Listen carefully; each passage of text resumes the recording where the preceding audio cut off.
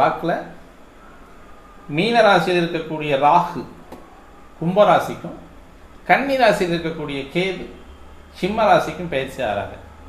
இது ரொம்ப ஒரு எப்படி சொல்லலாம் அப்படின்னா கொஞ்சம் குறிப்பாக பார்க்கக்கூடிய ஒரு விஷயமா இருக்குது. ஏன்னா 2 கேந்திரங்கள் இருக்கக்கூடிய ராகு கேது அப்படின்னு சொல்லக்கூடிய கேந்திரங்களில் பாவ கிரகங்கள் இருந்தால் நன்மையை தருவார்கள் அப்படின்ற அமைப்பில் உட்கார்ந்துருக்கக்கூடிய அமைப்பு. ராகுவும் கேதுவும் உங்களுக்கு நன்மையை தரவே வருகிறார்கள் அப்படிங்கிறது தான் நிதர்சனமான உண்மை. அப்போ 11ல் இருக்கக்கூடிய ராகு 11ல் இருக்கக்கூடிய சனி பொதுவாக கெடுக்கிரகம் அப்படின்னு சொல்லக்கூடிய அமைப்பில் அந்தஸ்தில் சனி 11ஆம் பாவத்தில் உட்காந்துருக்கிறதும் லாபஸ்தானத்தை கொடுக்கக்கூடியது, லாபத்தை கொடுக்கக்கூடியது. மைனஸ் என்ன அப்படின்னு பார்த்தோம் அப்படின்னா உங்களுக்கு குரு மட்டும்தான் 2ஆம் இடம் அப்படின்னு சொல்லக்கூடிய வாக்குஸ்தானத்தில் அமரக்கூடிய குரு அவருடைய பார்வையால் 8ஆம் இடத்தை நோக்குவதும் 6ஆம் இடத்தை நோக்குவதும் 12ஆம் அதாவது 6ஆம் இடத்தை நோக்குவதும் 8ஆம் இடத்தை நோக்கிறதும் 10ஆம் இடத்தை நோக்கக்கூடிய ஒரு அமைப்பு அப்படின்னு சொல்லக்கூடியதில் இந்த 8ஆம் இடத்து பார்வை அப்படின்னு சொல்லக்கூடியது குருவினுடைய சமசப்தமாக பார்வையாக 8ஆம் இடத்துக்கு விழுவது தன் வீட்டை தானே திரும்பி பார்க்கக்கூடிய கிரகம் அப்படின்ற நிலைப்பாட்டில் கண்டிப்பாக உங்களது வாக்கு அல்லது வார்த்தை இதில் எல்லாம் ஏதாவது கொஞ்சம் தவறுனீங்கன்னா போட்டு மாட்டிடுவார்.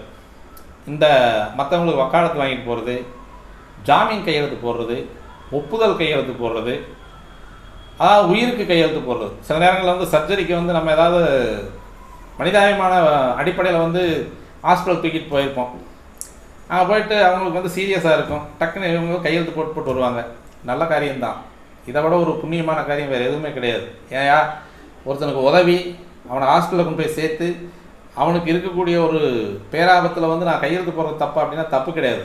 ஆனால் உங்கள் மேலே அது புரிதல் அப்படின்னு சொல்லக்கூடியது வேறு மாதிரி சேரும்.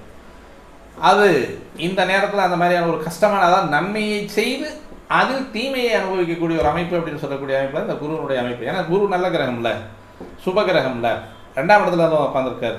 எல்லாருமே சொல்லுவாங்க 2ஆம் இடத்துல குரு வந்துட்டார் திருமண வைபவம்லாம் நடக்கும் அப்படின்னு.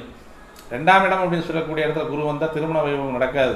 2ஆம் இடத்தை பார்க்கணும், 5ஆம் இடத்தை பார்க்கணும், 7ஆம் இடத்தை பார்க்கணும். பார்த்தா தான் குரு. இதெல்லாம் போன உங்களுடைய ராசியில் குரு இருக்கும்போது அந்த வேலையெல்லாம் செஞ்சு வச்சுருப்பார். இப்போ 2ஆம் இடத்துக்கு போனோடனே கல்யாணத்துக்கெல்லாம் எதிர்பார்க்காதீங்க. தனித்த குருவாக இருந்தால் சுத்தமாக எதிர்பார்க்காதீங்க. செய்யக்கூடிய கல்யாணம் அது சிறப்பு வராது. 10ஆம் இடத்துல கர்மஸ்தானத்தில் கர்மாவை கணக்கெடுக்கக்கூடியவன் உட்காந்துருக்கேன். கர்மாவை செய்கிறவன் ஏறி போயிட்டான் மேலே. கர்மாவை செய்யக்கூடிய சனி 2 வருஷம் இருந்துட்டு 11ஆம் இடத்துக்கு போயிட்டார்.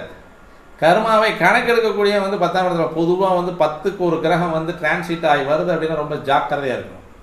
ரொம்ப ரொம்ப ஜாக்கிரதையாக இருக்கணும். ஏன் குரு 10ல்